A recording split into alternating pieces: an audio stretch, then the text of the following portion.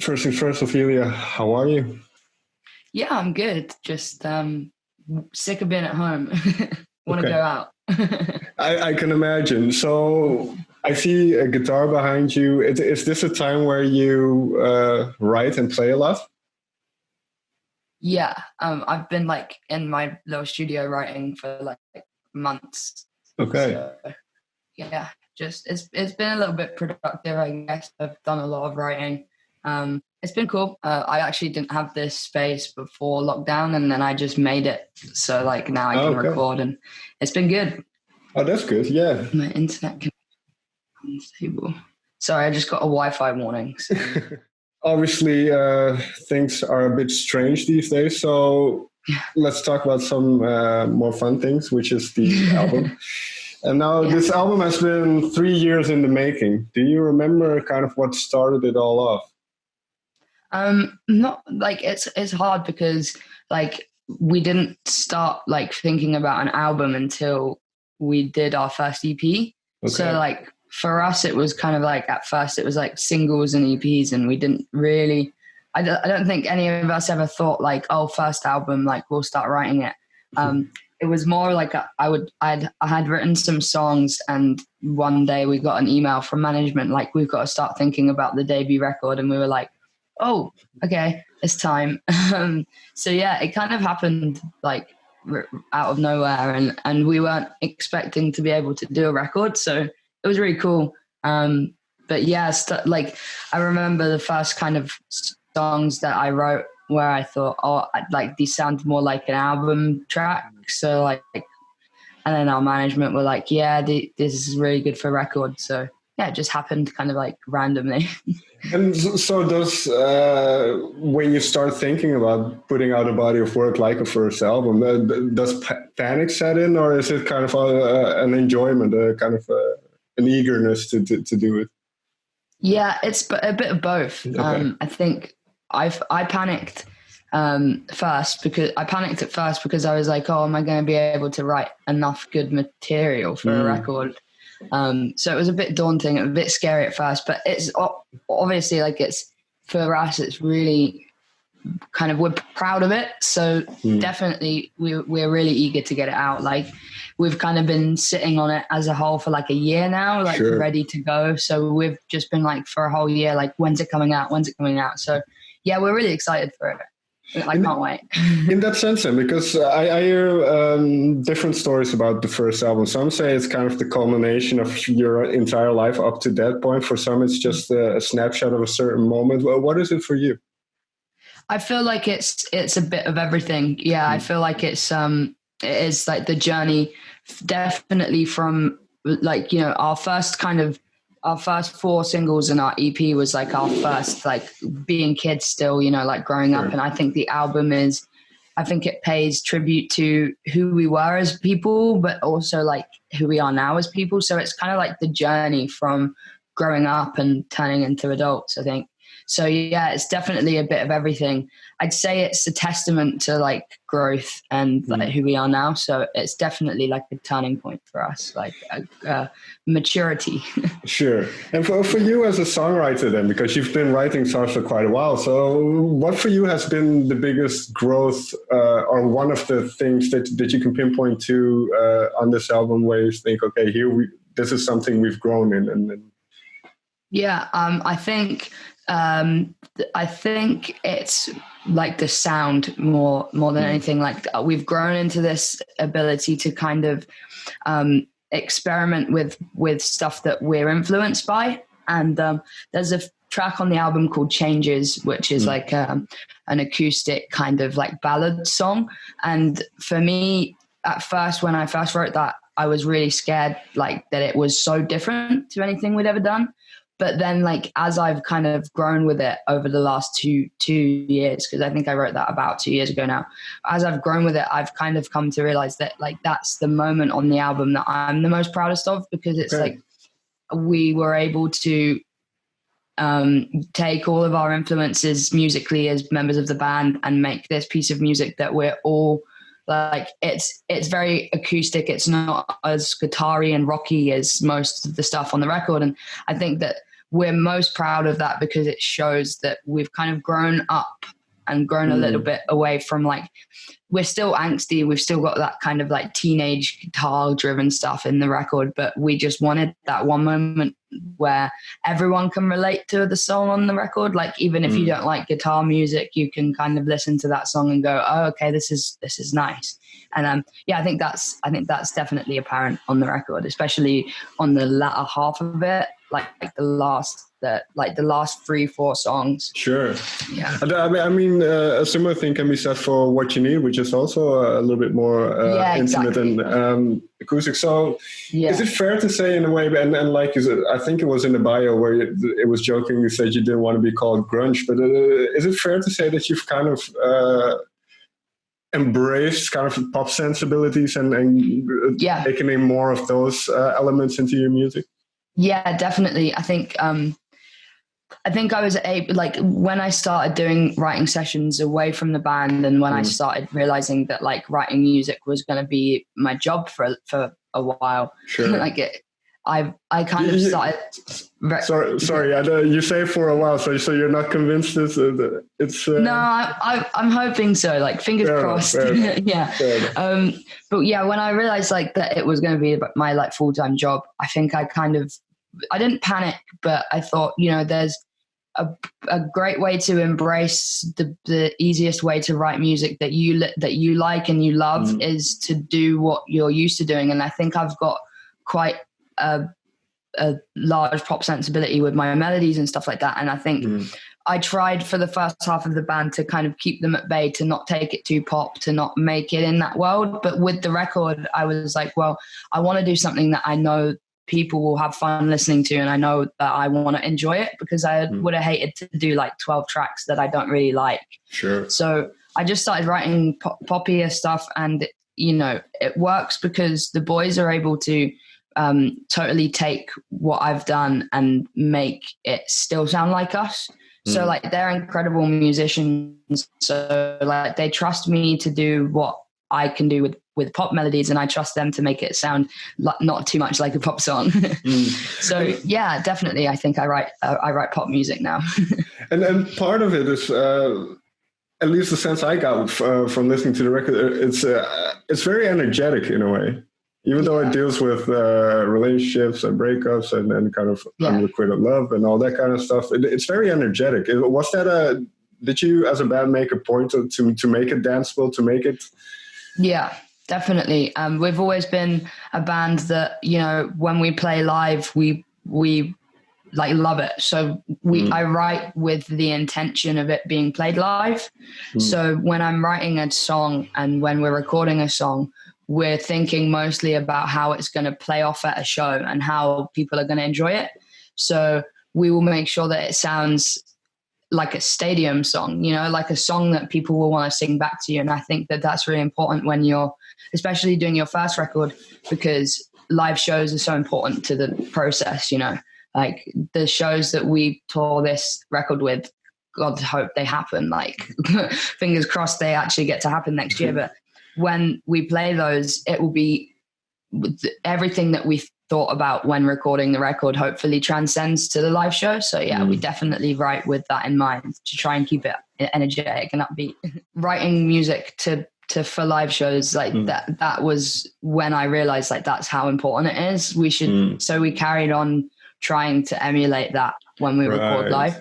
So we try not to use as many with the record. It's a bit different because there are quite a few like synths and stuff on the record. Like it's not all guitars and stuff, but we tried for a long time to just make it as simple as possible in the recording. So it was just like whatever we played on the record will be easy to play live. But it's a little bit different now. We're going to have some like keyboards and stuff, but we can do it. Yeah, you have a lot of time to prepare because I don't think we can play anytime soon, or at least in the context that we want to. Exactly. So let's delve into a couple of the songs on the record then, because can I assume that lyrics are important for you? Yeah, definitely. So where do you, and this is different for you, I suppose, each song, but what is kind of your source where you write from? Do you write from your own experience? Do you write from what you see in the world? What is kind of your way of writing?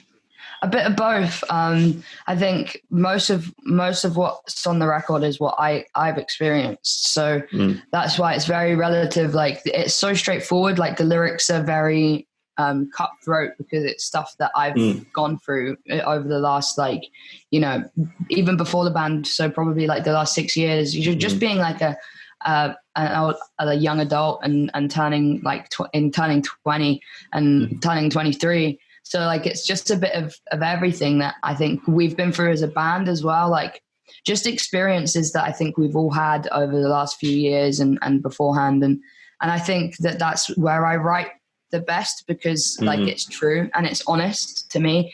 And like, I don't like singing about things I don't believe in and things that I don't feel. So like, it feels ingenuous for me. So I would just like to keep writing like that. Is it because you talk about relationships and personal things in your life? So did that come naturally to talk about kind of very personal things? Yeah, I think so. I think I've always been kind of open with stuff like that. I'm a Cancer star sign, and they're known for being emotional people. So yeah, I'm quite open with it in terms of writing, and also I think that sense of relatability could be the thing that makes a fan interested in your lyrics. You know, because as soon as you start writing about things that everyone feels and everyone relates to, it becomes easier for people to, you know, get into that and like the music. So I think it's quite important to stay true and write about what you want to. Also with kind of writing recently, I've found that I write sarcastically sometimes, and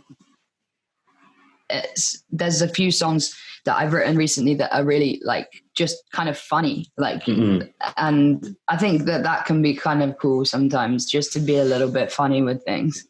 Well, because one thing I can imagine, you say the album has been done for about a year. Some of the songs I imagine were written way before that. So when you kind of hear your younger self, what is that like? Yeah, it's strange. Because the last song on the record, Swimming, was one of the first songs that I wrote for the record. I think I wrote that in February 2018. So that was one of my first ever writing sessions as a writer. And it was strange to hear. It was strange a few weeks ago or a few months ago, after the record was finished and mastered and ready to go, I went back to the demos of every track that I'd done over the years, and just to kind of see where it evolved, what it evolved into. And Swimming is the demo and the record are quite close, because I loved the demo and I didn't really want to change too much. But you can definitely tell, I think, in sound wise, that it is very close to what we used to sound like. Right. Like, on stuff like Second Opinion and You and Your Boyfriend, like our older stuff, it definitely sounds like that kind of stuff. So yeah, it's strange because you still got a bit of the pop sensibility in that one, but you can definitely tell that I was younger when I wrote that, I think. Right. No, I do think when I heard that, it did we kind of... as a band like 3 years ago. Right. Well, we don't have time to talk about every song individually, so I can either pick my favorite, or we can. I can ask you which song you think the lyrics you managed to capture best what you wanted to say. Oh, that's hard. I don't actually. I think it's probably either Changes or What You Needed. Because Changes, I wrote Changes when I was going through like a massive kind of like not breakup, but like it was like a big turning point in my life. And I think that one, you can tell through the music and the emotion and the lyricism that it was like a big turning point. So yeah, that's kind of the one that I'm proudest of in terms of lyricism. But Swimming's got good lyrics as well. I really like that because it's like, sometimes you can't even understand what I'm saying, but it was just I was trying to do this like rhythmic rhyming thing where you just kind of like, you're almost talking instead of singing. And I was quite proud of that one as well. I'm keen to know though, what is your favorite on Well, I liked, or at least the one that sparked my interest was either What You Needed or Hey Jenny, because I couldn't figure out Hey Jenny. So that's the one that or at least I wondered where that originated. Hey Jenny. Have you ever heard of the TV show The L Word? Yes. Yeah, it's about Jenny Schechter from The L Word. She's a character on that, and basically she, like, spoiler alert, she kills herself, but like it's a kind of satirical, funny song about that character from the program, like a lighthearted approach to love and that show. So it was kind of cool.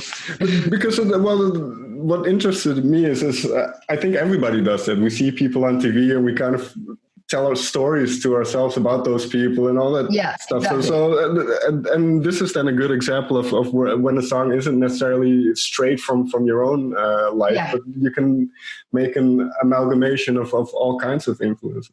So I think that's why I like that song. And the other one, like I said, What You Needed, I liked the more subdued nature of that song. Yeah, it's just like a break in the album from like the energy. I think it needs that little kind of quiet moment. And then so I wrote, it's a similar line, either thinking too much or drinking too much. What time of your life was this? This was early last year. And I just had like a weird year last year. Like I think it was kind of when I realized like that touring was so super, super unhealthy for me and for us as a band and relationships. Like we would just drink too much and not sleep and not eat and not look after ourselves.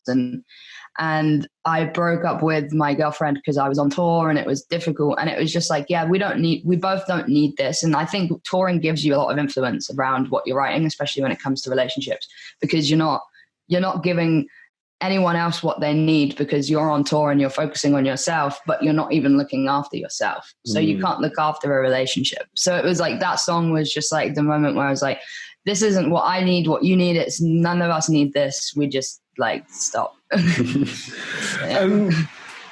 these songs in that sense, do these songs in that sense make you figure out these things? Are you on tour while writing it and then kind of having that realization?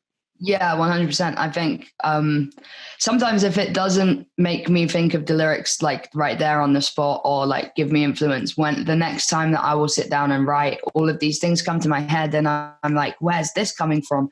And then on a later moment, I'll look back to the lyrics and I'll go, okay, this makes so much sense. I wrote this because I was feeling that way. And it helps you to understand things. I think songwriting is cathartic. It's like a great way to understand yourself, like, and understand your feelings. And especially if you're not very good at that, sometimes just writing them down and then going back to them later and figuring out how it is you felt is an amazing thing. It's great.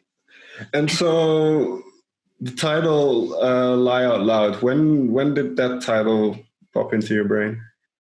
It was a hard one to think of. I never knew what we should call the record at all. I thought at first about calling it A Line from Swimming, but I can't remember what one it was because there's quite a few lines in Swimming that I really, really like. But Lie Out Loud kind of felt like it fit the purpose a lot more. And it's weird, isn't it? It's like Lie Out Loud it's like a play on Laugh Out Loud, and it's like a play on that whole kind of it's supposed to be kind of a joke. Some people don't really get it. I didn't get it at first when we were writing the song and I said, oh, we should like use the saying Lie Out Loud here. And the producer was like, nah, I don't really like that. And I was like, no, it makes sense. And I really want to use it. So we used it. And I guess it kind of sums up the record as a whole, because there's a lot of subject of lying and deceit on the record. And I think it's just a great overall sum up. And when it came to my head, I was just like, yeah, we should just call it Lie Out Loud.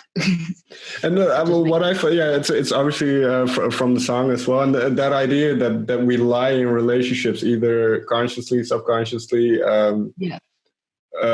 in our own benefit, in somebody else's benefit. Those are very interesting things to talk about. So when you do talk about these things, and you mentioned at least one of your girlfriends, when you talk about real people, is there a hesitance at times? Yeah, definitely. I mean, I think it's like anything, isn't it? Like, it's, the way I put it is like, it's kind of my job to write, and anyone who I've written about, I will kind of always say, look, I'm not doing this for your attention, and I'm not doing this to make you upset. Right. But I'm basing my experiences on a song. And like, there's been times where I've gotten text messages from, you know, like old friends and old like ex-partners, and they'd be like, oh, is this a song about me or whatever? And most of the time it isn't. It's got nothing to do with them, or it's to do with someone else. And I think that kind of causes you to think sometimes about whether or not you can get away with writing stuff like that. Like at the moment, I've been with my partner now for over a year. Like we're solid, and I'll write songs about our experiences, but she knows that like it's just a song. Like it's never really more than that, unless I sat here and was just like, oh, I hate you, I want to break up. Like, I don't think then maybe alarm bells should go off. But yeah I think it's I've written songs that we won't release about people that like I just can't bring myself to, because maybe it's a bit too personal, or I know it's not a good idea for them, you know. Sure. Like you just got to be careful sometimes. Oh, fair enough. Final question then, because you mentioned stadiums and kind of going for that sound as well. So can I assume that you as a band are very ambitious? Yeah. I think, you know, especially like me and Taz, like I think all four of us really, but we've always dreamed somehow to be involved in music for our whole lives, to make it a career. And I think for me, I never really experienced dreaming of being in a band. I didn't want to do live music. I was born to be a performer, but I never wanted to perform until 2016. And like back then it was still like, okay, I kind of like this, I could do this. And then when we did it more, I think it's almost like a drug. Like you get on stage and like that adrenaline feeling, like you don't feel things like that in daily life. Like maybe you could kind of attribute it to being on a roller coaster.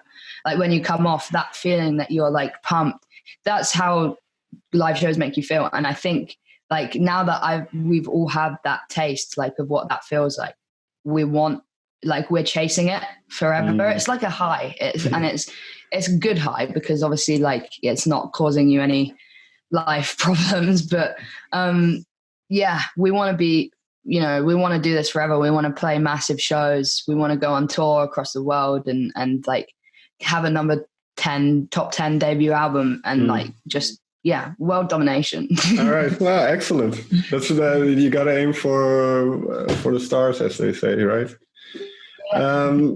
Definitely. So thank you very much for your time.